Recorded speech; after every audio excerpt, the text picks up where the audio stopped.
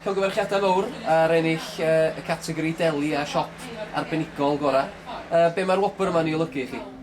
Dwi'n yn siŵr iawn be fy'n olygu eto, ond dwi'n gwybod teimladau sydd gyda ni rwan ni'n hapus iawn ac dwi'n teimlo'n lwcus i gwir. Mae'n fraint cael sefyll o flaen y holl gynhyrchwyr a busnesau eraill. A dwi'n gwybod bod ni'n gwneud job reit dda, mae rhaid wedyn mae'n deimlad neis a dwi'n siŵr erbyn fory byddwn ni'n ôl efo staff, pawb yn hapus a rhywun bach ymlaen i ni.